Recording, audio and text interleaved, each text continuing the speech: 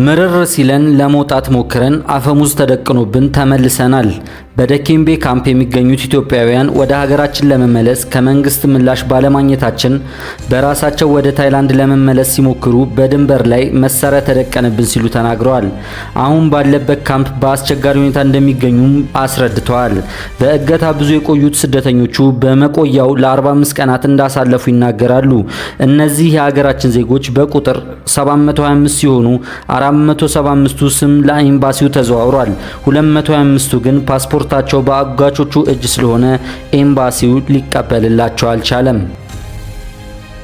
አሽከርካሪዎች እንደ ቢሮ ሰራተኛ ጠዋት ወጥቶ አመሻሽ 11 ሰዓት በኋላ እንዳይንቀሳቀሱ ገደብ እየተደረገ ነው።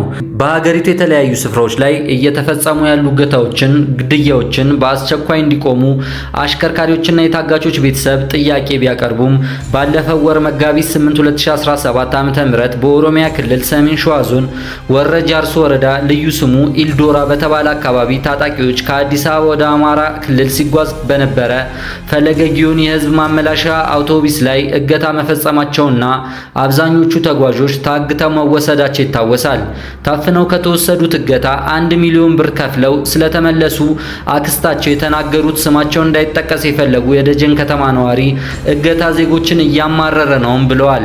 ታጣቂዎች አክስታቸው እንዲለቀቁ 1.5 ሚሊዮን ብር ጠይቀው እንደነበር ተናግረዋል።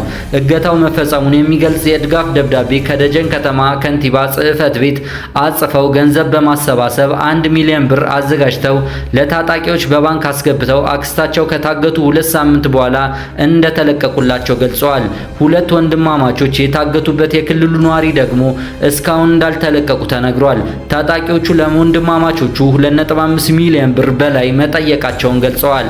እስካሁን 450 ሺህ ብር ተሰብስቦ ለታጣቂዎቹ እንዲደርስ ቢደረግም ቀሪውን ክፍያ ካልከፈሉ እንደማይለቀቁ ተነግሯቸው እንደገና እየሰበሰቡ ሁኔታውን እየተከታተሉ እንደሚገኙ አስረድተዋል።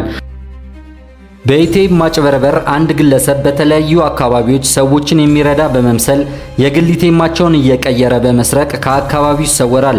ቀጥሎም በአካውንታቸው ያለውን ብር ከሌላ አካባቢ ከኢቴም በማውጣት ሲያጭበረብር እጅ ከፍንጅ ተይዟል። ይህ ግለሰብ ታዲያ እንደለመደው በፈረንሳይ ለጋሲዮን ልዩ ስሙ ኬላ ማዞሪያ ንግድ ባንክ አንዲት ሴትዮ ብር ለማውጣት ኢቴም ሲቸገሩ እኔ ልርዳውት በማለት የሚስጥር ቁጥራቸውን ተቀብሎ ኢቴማቸውን ይቀይርና ይዞ ይሰወራል።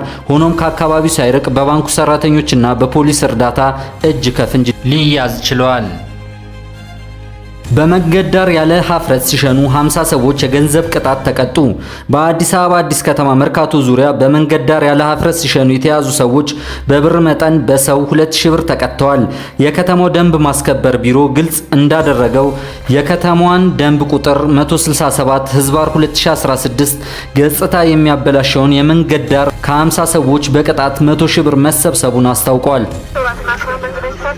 በኢትዮጵያ አየር መንገድ ስም ማጥፋት ክስ በወህኒ ቤት ታስረው የሚገኙት ዮሐንስና ይዲዲያ ወይንም በሶሻል ሚዲያ ስማቸው ጆን ዳንኤልና ናዮ ሚያዝያ 7 ቀን ፍርድ ቤት ቀጠሮ ነበራቸው። ይዲዲያ ወይንም ናዮ የመውለጃዋ ጊዜ መረሱን ተከትሎ ለመውለድ ጋንዲ ሆስፒታል ይፈቀድልኝ ጥያቄ ብላ መጠየቋ የተሰማ ሲሆን ፍርድ ቤቱ ባለችበት ቃሊቲ እስር ቤት እንድትወልድ ወስኗል። በጀርመን ውስጥ የአንድ ጽኑ ህሙማን ዶክተር የተለያዩ መድኃኒቶች በመጠቀም 15 ታማሚዎችን በመግደል ወንጀል ተከሰሰ። የበርሊን አቃቢ ህግ የ40 ዓመቱን የህክምና ባለሙያ ወንጀሉን ለመደበቅ ሲል የአንዳንድ ተጎጂዎቹን ቤት አቃጥሏል ሲል በክሱ ላይ አመልክቷል። ከአውሮፓውያኑ መስከረም 2021 እስከ ሐምሌ 2024 ባለው ጊዜ ውስጥ ምንም እንኳን የሟቾች ቁጥር እንደሚጨምር አቃቢያኑ ህጎቹ ቢያምኑም 12 ሴቶችን እና 3 ወንዶችን መግደሉን ተመልክቷል። በጀርመን የግለሰቦች መብት ለመጠበቅ በተደነገገ ህግ መሰረት የዶክተሩ ስም ይፋ ባይደረግም ተጠርጣሪው ክሱን እንዳልተቀበለ አቃቢ ህግ በመግለጫው ላይ ተናግሯል። ዶክተሩ ከታካሚዎች እውቅናና ፍቃድ ውጪ ማደንዘዣና የጡንቻ ህመም ማስታገሻ መድኃኒቶችን ሰጥቷል ተብሏል። የጡንቻ ህመምን ለማስታገስ የሚሰጠው መድኃኒት የመተንፈሻ አካላት ጡንቻዎችን እንዳይሰሩ በማድረግ በደቂቃዎች ውስጥ መተንፈስ በመከልከል ለሞት ዳርጓቸዋል። ቻይና እስከ 245% ሊደርስ የሚችል ታሪፍ እንደተጣለበት አሜሪካ አስታውቃለች። ዋይት ሃውስ ባወጣው መግለጫ ቻይና አጸፋዊ እርምጃ በመውሰዷ እስከ 245% የሚደርስ ታሪፍ እንደተጣለባት ተገልጿል። በመግለጫው ፕሬዝዳንት ዶናልድ ትራምፕ ወደ ነጩ ቤተ መንግስት ከገቡ በኋላ የአሜሪካን ኢኮኖሚ ድጋሚ ለማሳደግ አሜሪካን ቀዳሚ ያደረገ የንግድ ፖሊሲ እየተከተሉ እንደሆነ የተመላከተ ሲሆን ከ75 በላይ ሀገራት ከአሜሪካ ጋር አዲስ የንግድ ስምምነት እንዲኖር ተወያይተዋል ተብሏል።